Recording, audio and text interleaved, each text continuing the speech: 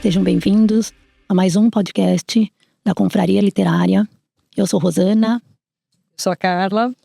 E estamos hoje com uma convidada especial, que é a Luciana Goldman, que ela é psicóloga e professora de uma universidade aqui de São Paulo. Eu gostaria de fazer uma abertura com um trecho do livro A Paciente Silenciosa,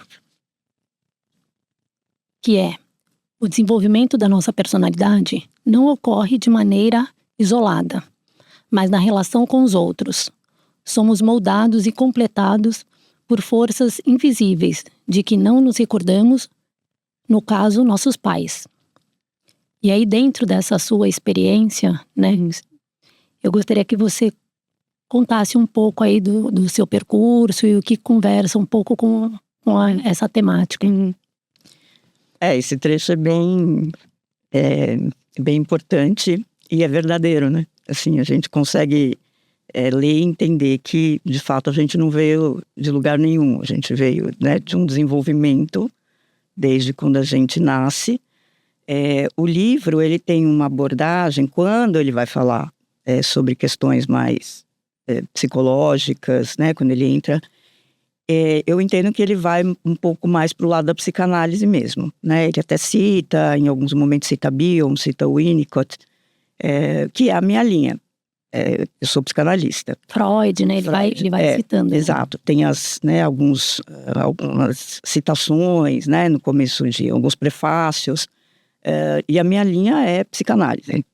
Desde que eu me formei, eu escolhi, né, como referência a psicanálise e venho estudando a psicanálise, trabalhando com isso. Então, acho que diferente até de algumas outras linhas, né, a questão da relação, desde que você nasce, o quanto que você é visto, estimulado, né, o quanto de continência você tem, o quanto de investimento libidinal você tem, né, das figuras que cuidam de você, é fundamental para você começar depois a ir para o mundo, certo? Você não vai poder ficar na bolha, né? Então, assim, eu me formei psicóloga. Em seguida, eu tive uma experiência, assim, muito interessante, porque eu acho que eu comecei por um lado que é o lado contrário do que o livro conta, porque o livro conta de uma internação psiquiátrica pós um assassinato. E esse hospital psiquiátrico, em tese, ele seria um manicômio judiciário, porque as pessoas que cometem crimes e que não são responsabilizadas totalmente vão para os manicômios judiciários, que eu também conheci já, né? Já tive a oportunidade de estar num manicômio levando os alunos, e que eu, durante muitos anos, dei aula de psicopatologia, e aí a parte prática era, né, levá-los ao hospital psiquiátrico. Mas quando eu comecei a minha prática, tinha 23 anos, eu comecei no que eu diria que é o contrário, que é com as pessoas que não estão internadas. Que a partir da reforma psiquiátrica, no final da década de 70, começo da década de 80,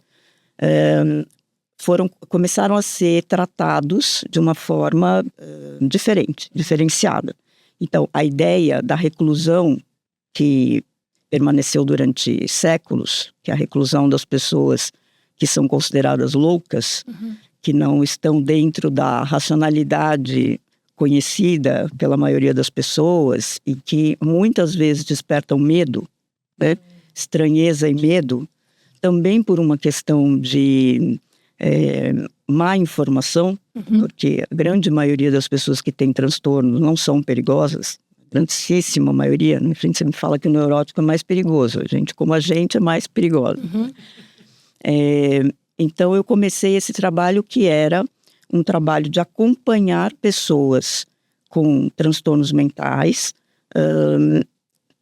para o mundo. Então a gente saía, ia ao cinema, ia num restaurante, ia num bar, ia transitar pela cidade, para que essas pessoas pudessem pertencer à cidade, né? O que a gente entende é que essa exclusão que fez com que as pessoas ficassem dentro de hospitais psiquiátricos durante muitos e muitos anos, trouxe uma total incapacidade de estabelecer o laço social, né? Mais malefícios, né, do que benefícios, ou não? Para o internado, sim, para o né? internado. Sem dúvida nenhuma, porque os manicômios, eles não tinham nenhuma pretensão de tratamento. Eles tinham uma pretensão de manter o sujeito afastado, né, do convívio social e, enfim, então juntava gente, né, em hospitais psiquiátricos. E o quadro aumentava, assim, quadro, né, também, Isso. Era como uma prisão.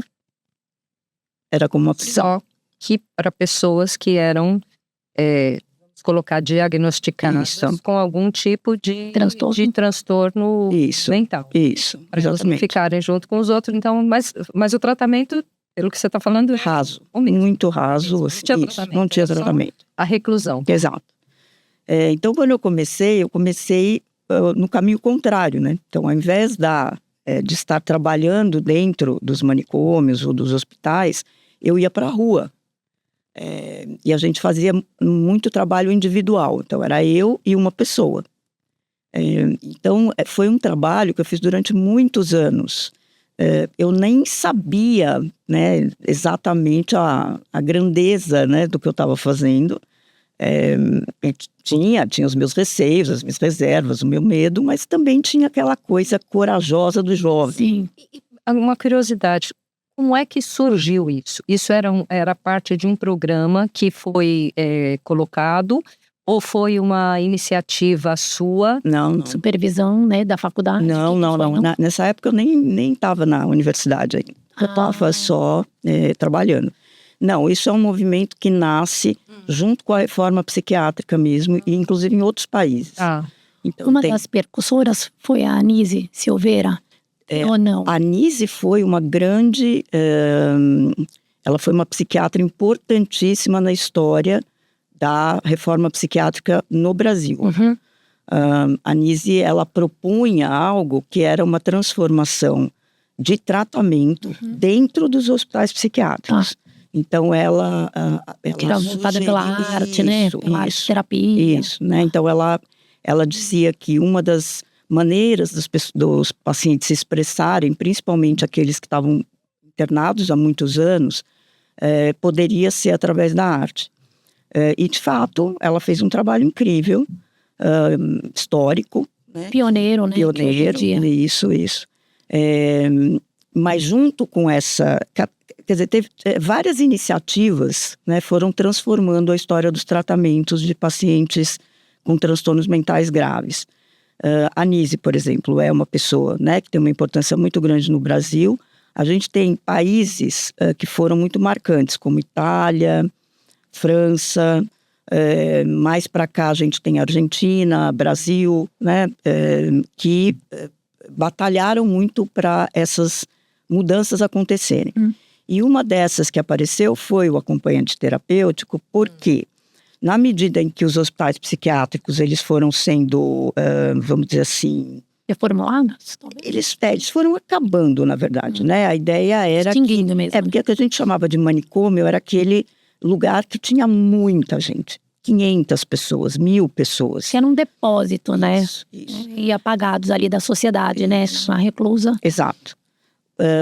E hoje, quer dizer, a reforma psiquiátrica, ela não extinguiu os hospitais, ela fez uma adequação dos hospitais enquanto locais de tratamento, com um número muito reduzido de pessoas internadas, com equipes multidisciplinares que precisam prestar conta, inclusive, desse tratamento para o Estado, para as famílias, enfim. Mas nesse percurso de abertura que a gente chama dos hospitais psiquiátricos, os pacientes que ficavam, né, a vida lá, não tinha segunda, terça, quarta, todo dia era o mesmo dia, ao saírem eles começaram a ter, vamos dizer assim, uma proposta de tratamento que seriam os hospitais dia. Então, passa o dia, o que hoje a gente conhece até como os CAPs. Atualmente são os CAPs que a gente tem, assim, espalhados na cidade, no Brasil inteiro. Então a pessoa vai, ela se trata nesse local, mas depois ela sai e volta para casa, ou né, volta para onde ela mora, vamos dizer. Sim. E aí acontecia coisas assim, final de semana a pessoa não tinha o que fazer, né? Não tinha amigos, não tinha uma rede familiar que desse conta disso. Algumas coisas extras ao hospital, sendo bem genérica, né? Por exemplo, precisa tirar um documento. Quem é que vai tirar o documento com o cara? Quem é que vai a um médico externo com a pessoa? Então, o acompanhante terapêutico começou a ocupar esse lugar. Então, era normalmente ou um estudante de psicologia, ou já um psicólogo formado, que tinha essa incumbência. Então, trabalhava 3 horas com essa pessoa e em atividades externas ao tratamento já habitual desse sujeito. Então, isso foi sendo gerado pela própria reforma, pela história antimanicomial, que tem uma importância grande, principalmente que vem da Itália, o Basaglia, que foram as pessoas que lideraram essas aberturas hospitalares, né? E a partir daí, é interessante até falar nisso, porque isso moldou um pouco meu destino profissional. Quando eu entrei para dar aula na universidade, eu fui convidada por uma professora, porque ela sabia do meu trabalho como AT. E aí, a aula prática de psicopatologia era dentro dos hospitais psiquiátricos. Que ainda, vamos dizer assim, eu comecei isso final da década de 90, ainda tinham muitos hospitais já reformulados, mas ainda tinha uma quantidade grande de hospitais. E a ideia era que o aluno tivesse uma aula prática, que ele soubesse, né, discernir as patologias, mas que ele tivesse uma aula teórica e uma aula prática, onde ele encontrasse esses sujeitos. Sim. Tá? E isso sempre despertou muito medo. Todo mundo morre de medo. Né? Então, quando eu fui convidada, era porque ela sabia que o meu trabalho era exatamente acompanhar essas pessoas no mundo. Sim. Então, ela falou, bom, então vai lá. Né? E eu comecei também bem jovem, assim, acho que eu tinha uns 27 anos quando eu entrei na universidade. E o que eu dizia para os meus alunos era assim, olha, gente, a única diferença entre vocês e eu nesta situação, né, é que eu tenho já uma certa experiência que vocês vão adquirir na conversa. Aqui, né, são pessoas, vamos lá, né, vamos junto, vamos lá. E que cada um, né, e não tem uma receita, né, porque cada um age de uma forma, lida com uma forma, né. Pessoas, né. São pessoas. Sim, bem. E assim, era um percurso muito legal, porque os alunos entravam de um jeito e saíam de outro, né, no final do ano, com uma maturidade muito maior, com respeito muito maior pelas diferenças, né, pela ideia de que a patologia mental não é algo para ser nem excluído, nem cronificado, nem estigmatizado, embora isso seja uma luta que não acabou ainda. Diária, né? A gente tem ainda muito chão para bater. Então, assim, eu acabei virando professora de psicopatologia, visitando os hospitais psiquiátricos por conta do meu trabalho de AT, né? Então, são muitos e muitos anos trabalhando nessa interlocução entre o outro, né, que é, enfim, classificado, diagnosticado, e o aluno que vai se tornar um psicólogo e que precisa passar por isso, né? Ele não tem a prática. Exato. Não, e precisa ter essa abertura para reconhecer que é da nossa área, né? Então, as patologias mentais são da área da psicologia, da psiquiatria, etc. Então, isso é da nossa conta, né? Isso é da nossa responsabilidade profissional. E você imagina se você não consegue chegar perto de alguém pelo medo, pelo receio, que é algo que foi perpetuado historicamente, né? Assim, se você hoje vê, por exemplo, notícias a respeito de pacientes ou de pessoas com transtornos mentais, a grande maioria das notícias são péssimas, né? Sim. Ninguém se ocupa de fazer uma reportagem bacana. Algumas pessoas já fizeram, claro. Mas o que chama a atenção é o cara que é violento, é o cara que cometeu um crime bárbaro, é um cara que escutou uma voz e numa crise, né, cometeu um desatino, que de fato ainda acontece. Tem bastante, né? Tem, porque as pessoas não são... o tratamento também não é algo que chega a todo mundo, né? O acesso, né, a tudo. Então, quanto mais você fica abandonado junto ao seu próprio transtorno, você raramente melhora. Está sujeito a uma crise. Sim. Não é um burnout, mas assim, é uma crise. Crise. Uma crise. Isso. E você tem uma reação descompensada, completamente descompensada. Isso. E às vezes persecutória, né? A grande maioria das ações que são violentas, elas têm muitas vezes um fundo onde a pessoa ela está querendo se defender, mais do que atacar, né? Então ela ataca para se defender. Porque alguns sintomas psicóticos são muito duros, né? Então, por exemplo, ouvir vozes, né? Que é a alucinação auditiva.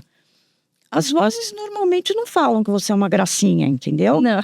Né? Assim, ai, como você é bacaninha, o mundo é legal, né? Todo mundo te ama. Não, as vozes normalmente elas são acusatórias, né? Elas mandam, elas ordenam coisas assim muito do tipo, ou você mata ou essa é a última chance desta criança se salvar no paraíso. Então, senão ela vai ser... E aí a pessoa, ela não tem discernimento que aquilo, né, não é real. Então, ela atua, né? Então, quanto menos essas pessoas são tratadas, mais chance de você ter fenômenos sociais ruins. Sim. Mas, ainda assim, é uma minoria. Se a gente for pensar na quantidade. Eu li uma matéria falando da questão da saúde mental e que 75% da questão dos transtornos, tudo, que ele já vai dando sinais desde a infância, né? Nesse pacote da infância e da adolescência, né? Dados mesmo da Organização Mundial da Saúde. E aí, pensando nisso, e você atuando, né? Na faculdade ali, a formação de... quais são, né, as orientações e medidas, talvez, para que eu falo quem está ali em formação, mas acho que também para famílias, para as pessoas que estão nos assistindo, né, desses sinais ali que já vão, às vezes, aparecendo, né? Então, quando a gente pensa no livro, e aí retrata bastante a questão dos traumas, dos dois personagens principais, né, que é a Alicia e o Theo, eles vão já trazendo uma marca, né, e já foram sinais ali, desde a infância, o processo da adolescência, né, e aí vai disseminando depois ao longo da vida deles, marcas profundas ali, né, vividas durante a infância.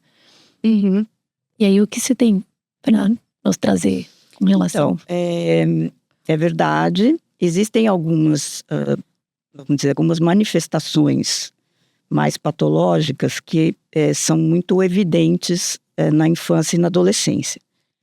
Quando elas são muito evidentes, a gente já, né, visualiza e já, quando, né, é possível, tem recurso, procura ajuda. Por exemplo, a gente está numa época onde os principais diagnósticos relativos à infância e adolescência, principalmente a infância, a primeira infância, até, evidentemente, hoje cresceu o quê? O diagnóstico de TEA, que é o transtorno do espectro autista, que também agora, recentemente, mudou a classificação, etc. Hoje você tem uma quantidade de diagnósticos de TEA que é assustador. Enorme, né? Outro dia eu vi também uma reportagem em jornal que era assim, 1 a cada... Eu não me lembro se era 5 crianças. Quase isso. Eu fiquei... Para mim também foi um espanto. Não é o público que eu trabalho.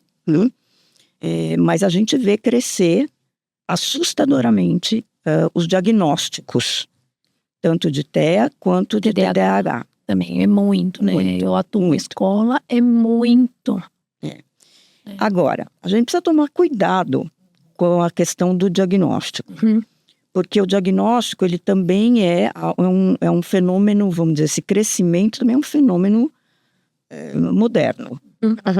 Será mesmo, né, que essa, né, multiplicação de transtornos do espectro autista aconteceu de repente, né, ou o que aconteceu mais modernamente é a ideia do diagnóstico psiquiátrico, da inclusão dos sintomas e das diferenças e a necessidade que as pessoas têm de ter um diagnóstico. Que isso tudo, enfim, daria papo para 6 meses. Mas a gente vê uma procura muito grande por um diagnóstico sempre que uma criança tem algum comportamento um pouco mais, como se dizem, né, mais disfuncional ou mais de isolamento, né, ou uma dificuldade maior de relacionamento. Muitas vezes esses diagnósticos eles não entram, né, na categoria de deficiência intelectual, porque esse é o mais conhecido, digamos assim, né, historicamente. Então são crianças que apresentam um desenvolvimento intelectual, mas que começam a apresentar problemas de comportamento e relacionamento. Então, quando isso acontece e o comportamento é evidente, acho que fica um pouco mais fácil, entre aspas, de tentar, pelo menos, encaminhar, né, essa criança, essa família, para um tratamento, seja ele qual for. Eu quero dizer com isso não necessariamente para uma psiquiatria, para medicação, né? Não necessariamente para, enfim, tratamentos mais né, específicos. Pode ser para uma psicoterapia, até para uma psicanálise na infância, um acompanhamento desses pais. Então, acho que quando os sintomas aparecem, Mosana, é mais fácil de diagnosticar, é mais fácil de observar, inclusive o sofrimento. Sim. Porque muitas vezes quando a gente fala de diagnóstico, a gente esquece que tem um sujeito que está em sofrimento. Sim. Né? Não tem como ele não estar em sofrimento. Então, nessas situações, você vai em busca, né, do que a contemporaneidade te propõe, certo? O maior problema, eu acho, é quando os sintomas não aparecem, evidentemente. Fica mais velado, né? Ou não aparecem mesmo, né? Então, por exemplo, eu sempre falo para os meus alunos assim, é razoavelmente fácil você fazer um diagnóstico de uma esquizofrenia quando a pessoa está delirando e alucinando, né? Embora isso não seja exclusivo da esquizofrenia. São sintomas que podem acontecer em outras situações. Mas é mais fácil, né? A pessoa, enfim, está apresentando sintomas evidentes, né? Sintomas claros, sintomas positivos que a gente chama. A pessoa não tinha, começa a ter.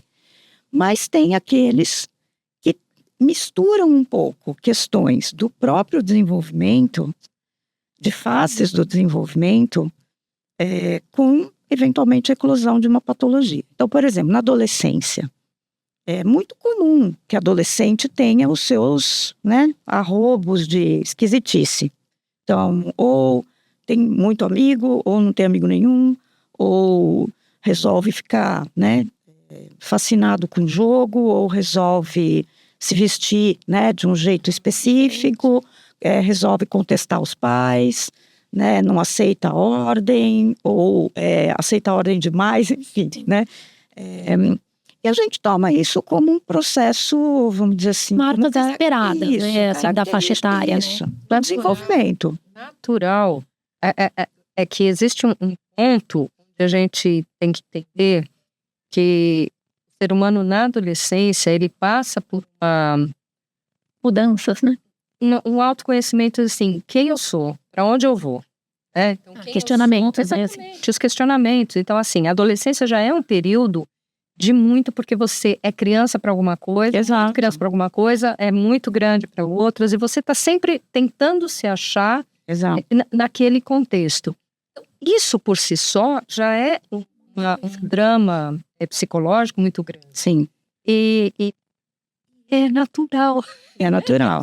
Lógico, tem coisas que fogem, mas é natural. É natural, mas também tem uma invasão, né, de estímulos e de novas, vamos dizer assim, novas linguagens, novas exigências que se fazem, que muitas vezes o sujeito começa a não ter como responder a isso. Então, em que momento, né, por exemplo, um adolescente, ele está apresentando vamos dizer assim, um comportamento que em tese seria natural, né, pela própria necessidade de autoafirmação, de reconhecimento em grupo, de transformação, inclusive, do corpo, etc. Em que momento que isso começa a, né, gerar preocupação? Né? Às vezes também você consegue identificar melhor.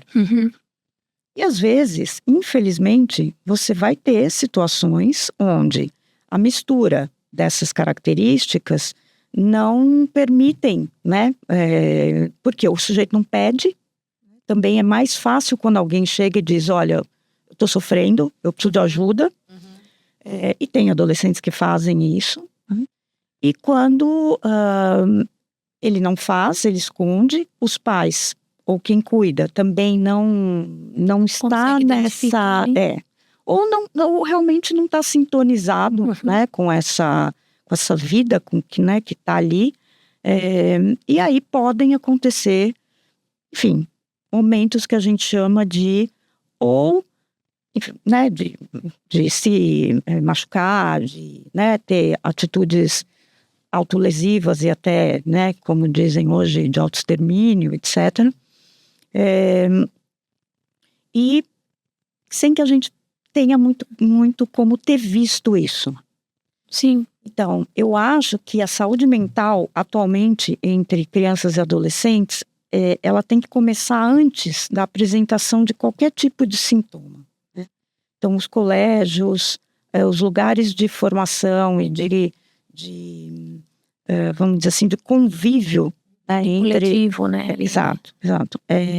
Eu acredito que precisariam reformular algumas práticas de incentivo mesmo, né? A convivência, o respeito mútuo, a observação um do outro. Né?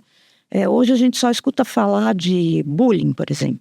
Mas, veja, o bullying é um fenômeno já, né, de resposta, né, às diferenças, aos preconceitos, à falta de tolerância, né, com as diferenças, embora a gente saiba que muitas vezes também as crianças precisam se provocar. Exato. Mas tem um limite nisso. Então eu acredito que quando há sinais claros, é importante, né, que não se deixe passar muito tempo. Chame, converse com os pais, oriente, entenda, né, se as pessoas estão enxergando o mesmo que você, né? Quem são as pessoas de confiança, né, dessa criança, desse adolescente, qual que é a pessoa mais próxima que possa ajudar, perguntar, né? Explicar também coisas para a criança, para o adolescente. E existem, né, esses diagnósticos que eclodem um pouco mais para frente, como, por exemplo, a psicose.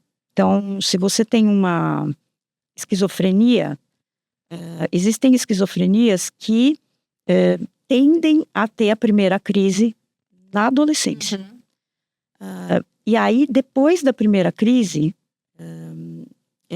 vamos dizer assim, a estrutura desse sujeito já se mostrou como psicótica.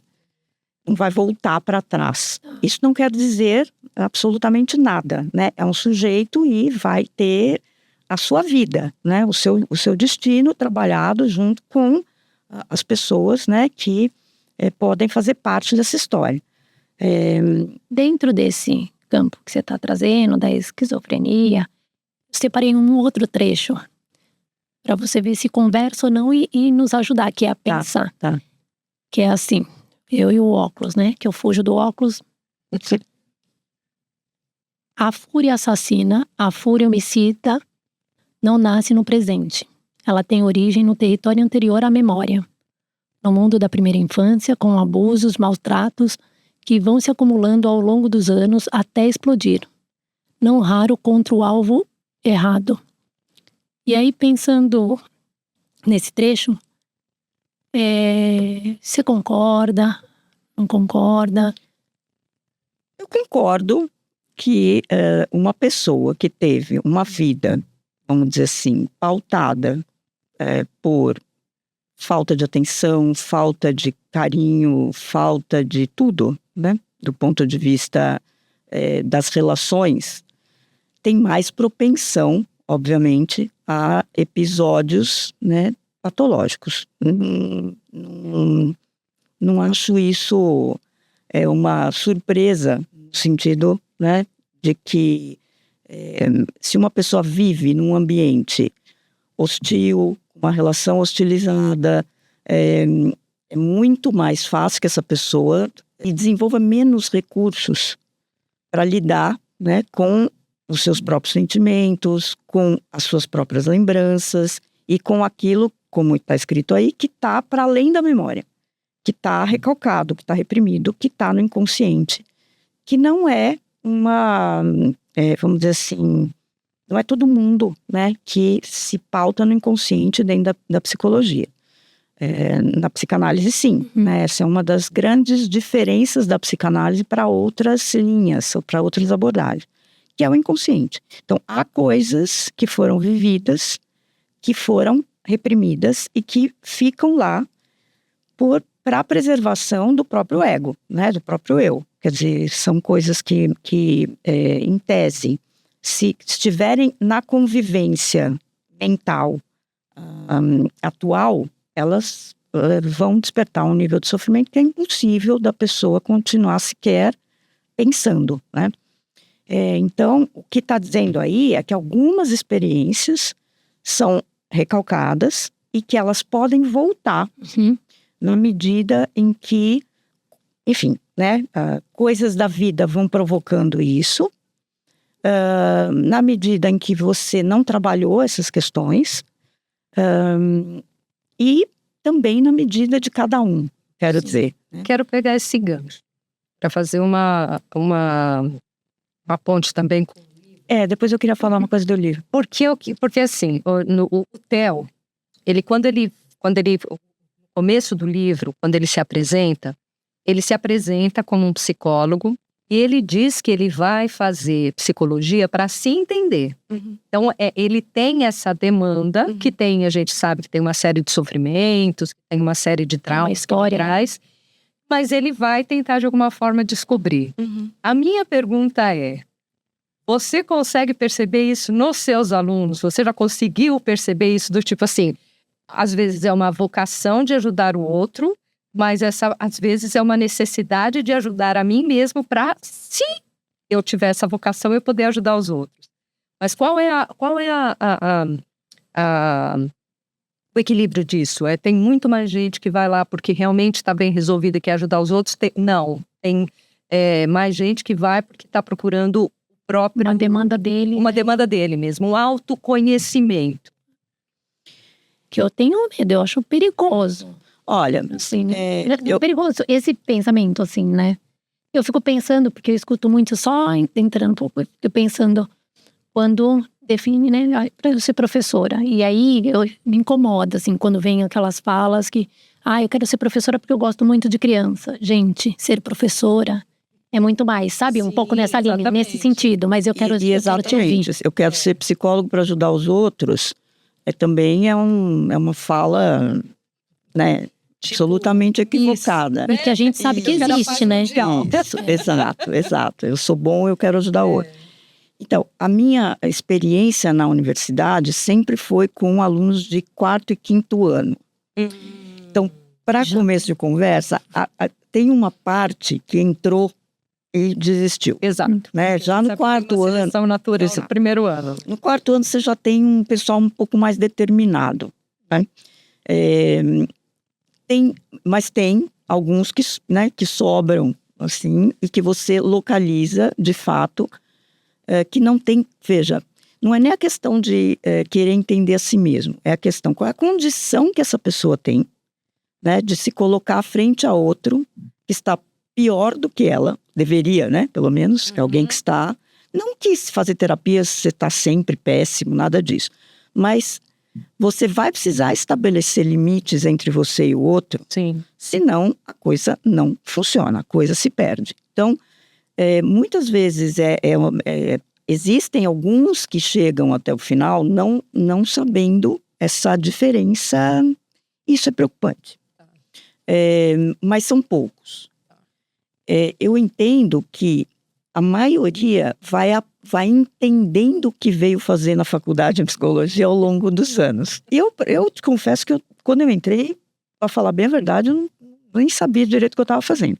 Uma curiosidade, você falou que você era AT, certo? AT? Uhum. Quando você começou a ser AT, você não era estudante de psicologia? Ou você já era? Não, eu já estava formada. Ah, você já estava formada. Eu já estava formada. Entendi. Tá? Então, assim, a universidade, curso de psicologia, acredito que também precisa ser revisto em muitos pontos, porque já não está alcançando tudo o que precisa. Muita coisa no curso de psicologia que eu acho que já é desnecessário e poderia ser, né, substituído por coisas mais relevantes. Mas, enfim, eu acho que ele vai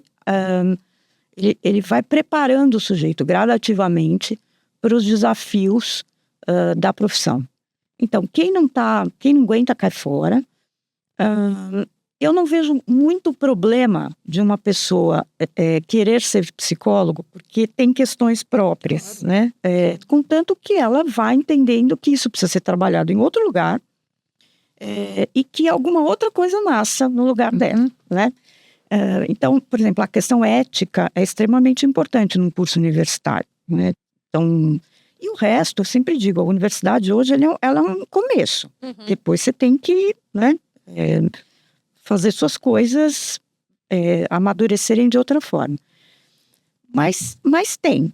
Eu não posso dizer para você que não tenham pessoas que não consigam entender muito bem, porque a autocrítica ela é fundamental, né? E quem não tem essa autocrítica em relação a si mesmo, do tipo, eu tenho limitações, eu preciso fazer uma análise, eu preciso estudar mais, eu preciso conhecer o mundo.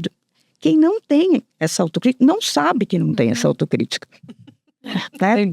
É que nem o chato que não sabe que é chato. E isso é muito complicado. Porque essa pessoa, ela vai para frente de um jeito, né, meio precário. Desgovernar. E aí o que a gente pensa sempre é na possibilidade que a própria vida profissional vá delimitando campos também, né? Agora, uma coisa que o Theo fala, que eu achei assim, quando eu terminei de ler o livro, eu fiquei pensando, a que se propõe, né, esse livro? Assim, é uma ficção. É uma ficção, é um thriller, então, né, se propõe a gerar uma atenção e você fazer um trabalho investigativo, que eu particularmente gosto muito, porque eu acho que a psicanálise, ela é investigativa. Então, eu sempre gostei de programas de crimes e essas coisas. Meu Deus, eu amo. Adoro. Entender. Porque é investigativo. Se você está aí com a sua memória, né, esquecida, como que você vai trazê-la à tona? Então, quando você escuta alguém, você precisa escutar com uma atenção voltada para algo que não é aquilo que é só o evidente, né? E também você tem que estar voltado para a linguagem. Então, as coisas se evidenciam na psicanálise pela linguagem, se estruturam, né, pela linguagem. É isso que caracteriza, né, o trabalho analítico, stricto sensu. Quando eu terminei esse livro, eu fiquei pensando assim, bom, tem aí uma ideia de que a pessoa que você considera que é capacitada para tratar, que é um terapeuta, e isso é um pouco um desserviço, né? Mas vamos pensar assim, essa pessoa é que é, no fim, né, a pessoa causadora, né, de Todo. isso, né, de um sofrimento, assim, coletivo, por não poder suportar o próprio sofrimento que ele tem, dor, né? né? Então, ao invés dele descobrir que ele foi traído e tomar uma providência, né, no sentido de tocar a vida dele para frente, como a terapeuta diz, né? Sim. Fala, ó, não vai dar para você fechar o olho para isso. Então, o que ele faz? Ele não suporta, né? Porque isso tá, a mulher está no lugar dessa rejeição que foi vivenciada sempre na infância e tal. E aí ele faz, né, uma construção muito perversa de tudo, né? Do papel dele como terapeuta, do papel dele como sujeito. Ele não está nem aí pro desenrolar da situação, contanto que ele consiga os objetivos dele. Que nem ele sabe exatamente qual é, né? E a moça que é considerada, né, o tempo todo uma desequilibrada, impulsiva, né? Enfim, cheia de problemas na infância, que a mãe se matou. Traumas, né? O pai que desejou lá a morte, né? Ela, no fim, é capaz, não, né? Tem uma hora que ela sai da casinha mesmo, mas ela é capaz de fazer um trabalho de elaboração, né, das coisas que aconteceram com ela através da arte, né, através de um relacionamento amoroso, né, que ela né, tem, através do próprio... Ela busca ali, né? Exato. Ela vai buscando, né? Do diário. Que ela mantém, que ela escreve para poder se, acho que manter essa da linguagem, de colocar... Das diferentes linguagens, né, também, né? Porque por meio da arte, por meio da escrita, né? Do diário. Então, no fim, quer dizer, tem uma inversão, né? E isso é valoroso no livro porque os lugares sociais, né, das pessoas com cura, vamos dizer assim, e dos não loucos, né, tem uma, vamos dizer assim, é quase como se as pessoas realmente acreditassem ainda, né, que eu sou absolutamente sã. Eu posso ter minhas coisinhas, tal, mas, né, eu não sou louca. Louco é aquele, né, que tem sintomas, que não consegue se relacionar socialmente, que se expressa de uma forma que não é esperada. Isso, que não produz, né? Que não consegue um emprego, que... No livro, justamente na parte, foi uma coisa que me chamou muita atenção, que o Theo, ele de deliberada vontade, ele tem uma vingança, ele vai se vingar, só que ele quer se vingar do Gabriel, né? Ele acaba acertando a Alicia. No momento que ele vai para a casa dela, ele não tem a intenção de que o Gabriel morra. Ele não tem, ele quer ver o Gabriel sofrer. Então ele acha que a mulher, que no caso a Alicia, vai tornar a vida dele um inferno. Só que ele pega justamente uma pessoa que já tem um histórico de uma fragilidade ali, né? Fragilidade, tudo, e que reage. Aí sim, é onde é o perigo de você ter uma reação, uma crise, né? Ela teve um surto, e nesse surto a única coisa que ela fez foi puxar o gatilho na cara dele. 5, né? Foram 5? Foram 5. Foram 5. Então ela fez isso, mas no surto. Eu entendi. E o gatilho, né? Porque teve o gatilho que foi essa coisa que ela viveu lá com um pai que desejou a morte, né? E aí o marido estava desejando a mesma. E atrás, que ele pergunta, né? Você vai, então é assim, isso jogou para lá. Ok. Depois disso, ela se fecha.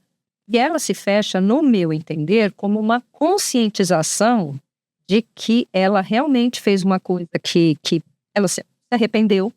Que não que ela tivesse perdoado nem nada, mas ela sentiu o amor, ela realmente entendeu e ela não conseguia verbalizar isso. Então, ela se fecha não falando mais nada, né? Ficando quieta. Em compensação, o Theo, que não esperava que nada disso acontecesse, porque assim, foi o tiro que saiu pela culatra mesmo, porque não era aquilo que ele queria. Ele desenvolveu uma obsessão. E nessa obsessão, em uma determinada parte do livro, quando você chega no final, você volta e vê que em alguns momentos, ele sabe que foi ele que foi. Ele sabe, ele conhece ela, ele sabe, mas parece que em algum momento a obsessão foi tão forte que ele vai atrás para investigar uma coisa que ele vai chegar à conclusão de que quem fez foi ele mesmo, né? Então, Mas ele já vai nessa busca, né? A intenção dele de ir para o instituto atrás dela e ter contato com ela, justamente por isso. Ele já foi com essa intenção, no né? sentido de controlar, mas curioso aí, e falando na parte psicológica, é que ele desenvolve uma obsessão absurda. Ele, assim, como o assunto da mulher dele já tinha sido resolvido, que o amante acabou, né, morreu, então ele falou, não preciso mais me preocupar com isso, aí ele começou a voltar toda a atenção para ela, no sentido de descobrir, no sentido de se preservar, porque ele não queria que ela falasse, mas numa busca louca que muitas vezes a gente fala assim, mas ele sabe que é ele, e ele tentou encobrir. Então, essa dúbia, né? De querer falar e não... Exato. Porque também ele queria que falasse até para ver o quanto que ela estava ali consciente, o quanto que ela... né? Que também chama atenção. E essa coisa do emudecer, né? Que ela ficou... Também remete à coisa mesmo de... Ela tá morta. Se ela sentisse que ela justifica a morte do marido, eu justifiquei, eu tinha razão. Quem tem razão, você fala assim, tudo bem. Vou falar e vou falar para todo mundo e vou querer colocar o meu lado. Eu vou me declarar inocente. O que todo mundo faz quando é acusado de alguma coisa? Por mais que você tenha feito, eu sou inocente. Isso é o que todo mundo faz, né? A maioria das pessoas fazem isso. E ela não se colocou nem como inocente, nem como culpada verbalmente, mas ela se culpou emocionalmente. Sim. E se emudeceu. Sim. Então foi isso, assim. Então ela teve uma consciência muito maior do que a dele. No sentido de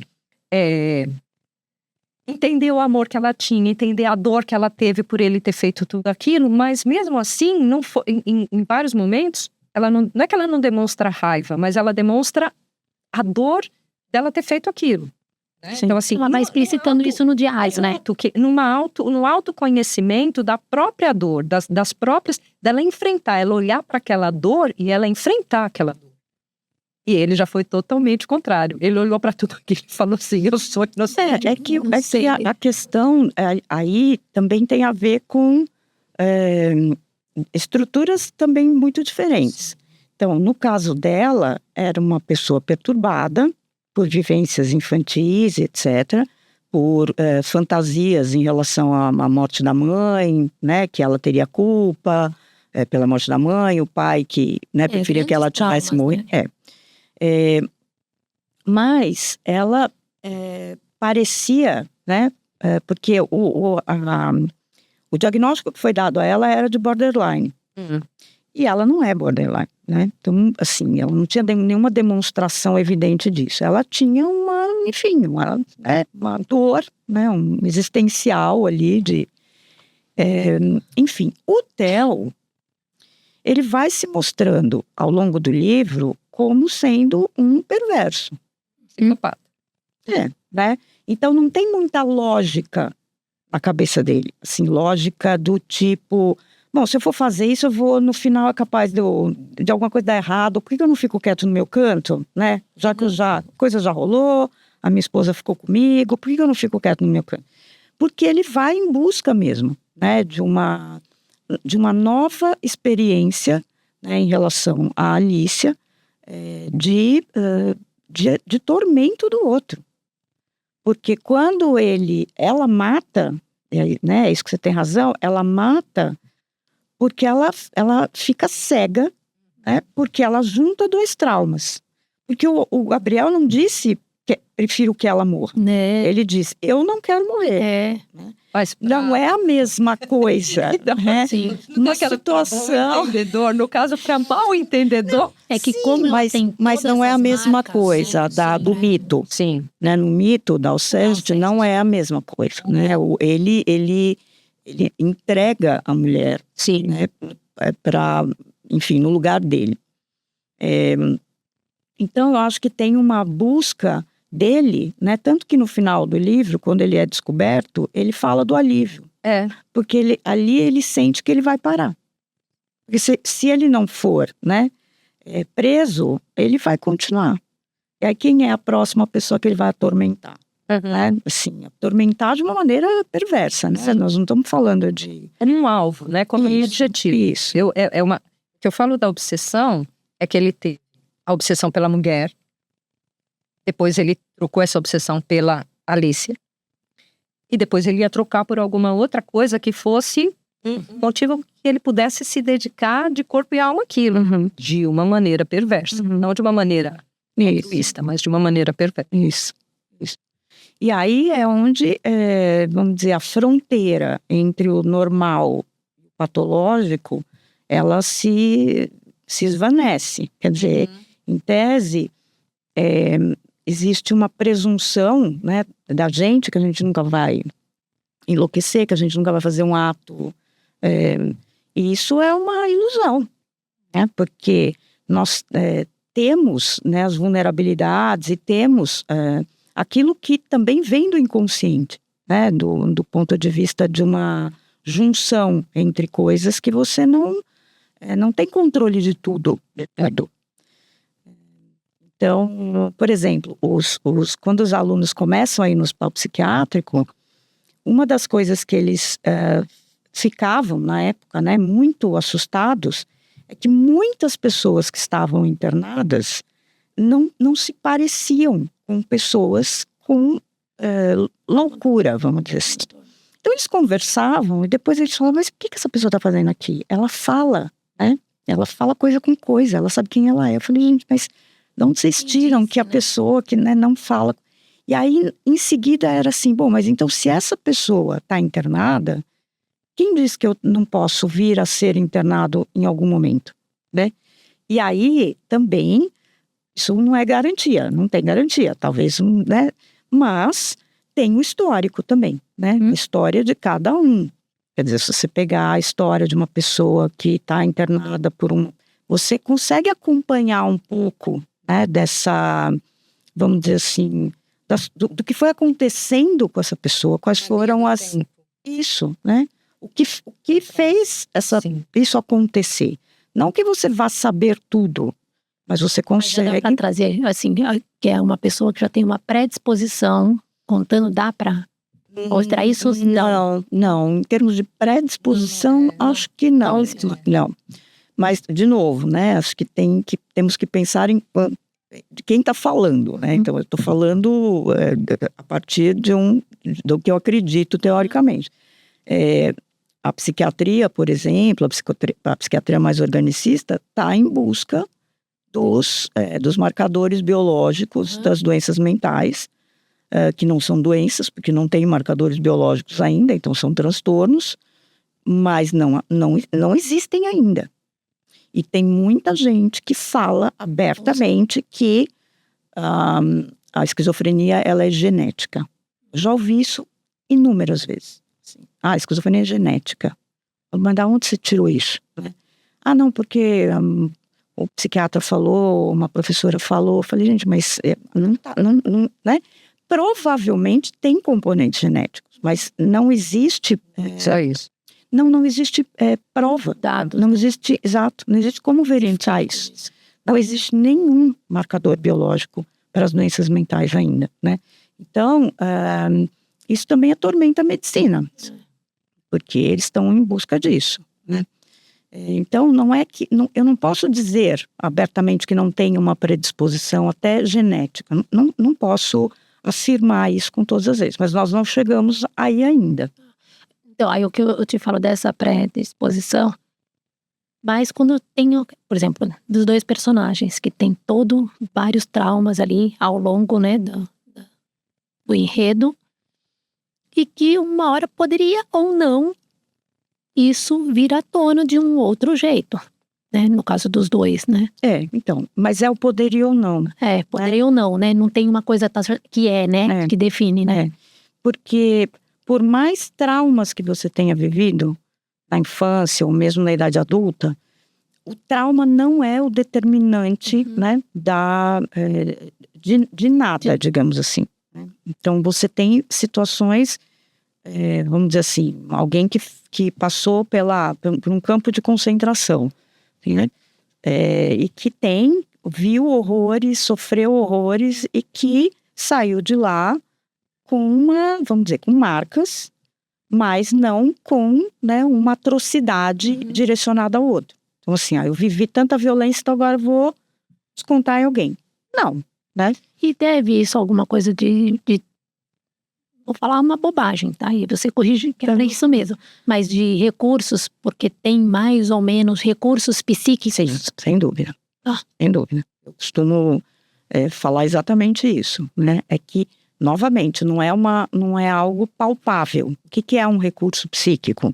Então, é a capacidade que você foi desenvolvendo, né, ao longo do tempo, de, enfim, passar por coisas boas e coisas ruins, né? Frustrações, né, que hoje a gente tem, né, que pode passar. Exato, né?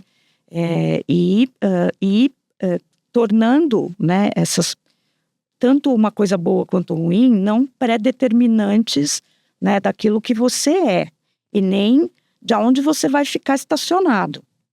Porque as patologias têm muito isso, você fica envolto numa coisa só, né? A ideia de uma certa petrificação, né, de uma coisa. Eu lembro de um vídeo há muitos anos atrás que era de um hospital psiquiátrico que tinha um interno que era muito fofo e ele falava assim, ele já era mais velho, ele dizia assim, não, porque o meu irmão sempre, ele falava, eu enlouqueci de amor, né? Então eu perdi lá, não sei o que, então eu enlouqueci de amor. E aí uma vez me disseram, você nunca pode ficar pensando numa coisa só durante muito tempo, porque daí você fica louco, né? Então assim, por exemplo, a obsessividade, né? Você não conseguir essa fluidez também necessária. Sair, né, daquele lugar, né? Exato, né? Que senão você vai criando, né, sintomas. Não tem como não. Agora, como é que você se estabelece com seus recursos? Tem o seu histórico, que ele é determinante de muita coisa, mas tem aquilo que você transforma em você mesmo, porque você está incluído no seu processo de decisão daqui para frente. Então, a partir disso, o que eu vou fazer? Como eu vou reagir? E como eu vou tratar também, né, as minhas questões, assim. Se elas são muito doídas, como que eu vou tratar? Né? E a maioria, não é a maioria, mas tem a questão do tratamento psicológico, ainda tem muita associação, né, com o fato de você não ser capaz, de você ser fraco, de você precisar do outro. E não é isso, né? Obviamente não é isso. Então, a aceitação também em relação às suas... ao comprometimento que você tem com as coisas é muito importante, né? Para você ter mais recursos. E não ficar só colocando o problema na mão do outro. Né? Então, eu sofro porque você, né, me faz sofrer. Não, né? Tem uma parte desse sofrimento que está associada a alguma coisa relativa a mim, né? É onde a gente encontra alguns traumas, né, de algumas crianças que tiveram, sei lá, sofreram traumas na infância, que elas atribuem a vida a esses traumas. Só que chega um momento que, enquanto você é criança, isso é ok. Enquanto você é adolescente, isso é ok. Mas quando você atinge a fase adulta, você começa a entender que aquilo é uma coisa que fica, que você precisa fazer alguma coisa. Se você quiser melhorar, você tem que fazer alguma coisa para frente. E que, assim, é colocar as coisas na forma certa, porque senão você cria pessoas e que a culpa é sempre assim, mas eu não tive oportunidade. Eu não tive, a minha família não me deu atenção. Eu não tive, sei lá, o pai falou que preferia que eu morresse. Existe. No próprio caso da Alicia, existe isso. Isso é uma coisa que está presente. Eu acho que é isso, é um ponto de, às vezes, colocar uma ruptura aqui e dizer o seguinte: daqui para cá não foi minha culpa, não foi minha responsabilidade. A culpa é muito forte, não foi minha responsabilidade. Daqui para cá é minha responsabilidade. Daqui para cá, eu costumava brincar com a minha filha, que ela fez 12 anos, e falei para ela: agora, se você fizer alguma coisa errada, você pode ser imputada por isso. Você não vai ser responsabilizada, mas você pode ir para uma instituição, você pode fazer alguma coisa. Então você tem que começar a pensar. Com 18 anos eu falei assim: agora a responsabilidade é sua. E eu acho que essa parte jurídica da coisa, ela é muito importante para marcar as responsabilidades.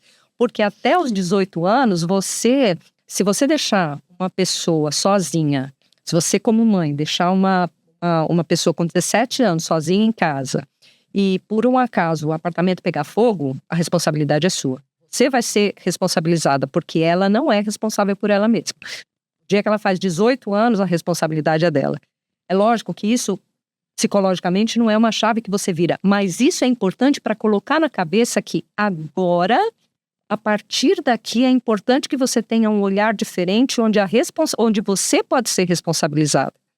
Onde as coisas que você tem que pensar um pouco mais, porque vai cair em cima de você e não em cima de quem me criou, porque aquilo que aconteceu, aquilo que não aconteceu. Então, sem dúvida. Acho que tem, claro, né, tem questões aí que seria melhor, né, que essa responsabilidade sobre si mesmo e sobre o outro pudesse ser constituída de forma gradativa, interna. Né? Quer dizer, é a internalização dessas responsabilidades, que tem, né, a formação do que é certo, do que é errado, do que eu posso, do que eu não posso. Né? E que já vem se constituindo a ideia, né, de uma forma gradativa, porque também não vai esperar os 18 para ter as pequenas... Assim, por exemplo, a discussão da maioridade, né, da redução, isso daí é discussão também para muita, né, infância, para muito tempo.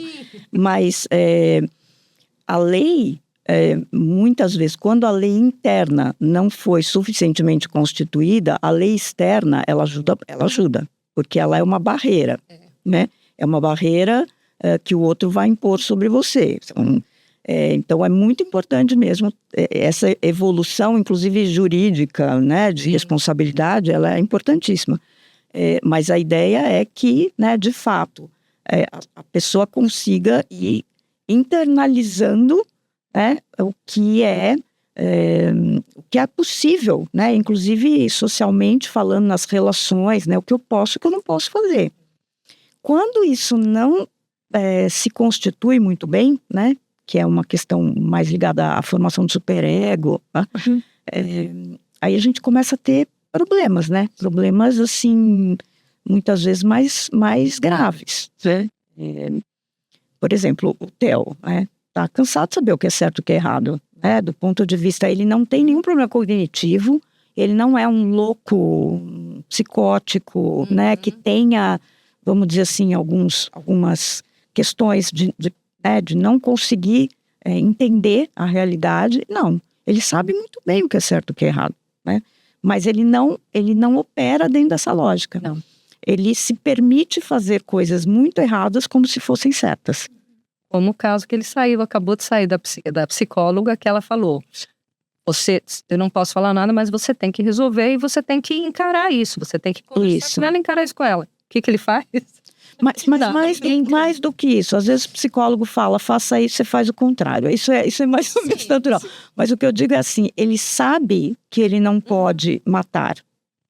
Ele sabe que ele não pode injetar morfina numa outra pessoa, né, só porque ele quer. Ele sabe que ele não pode... coisas da lei mesmo. Ele tem consciência. Ele sabe exatamente, né? mas ele faz a lei própria, É. né? Em algumas situações ele se coloca como eu sei que eu não posso, mas eu tenho os meus motivos. Né? Então, e aí quando ele é desmascarado, ele entende, né, que a lei está acima dele nessa questão. E aí é interessante porque ali tem uma interdição. Sim, a gente já deu o nosso tempo. Tá bom.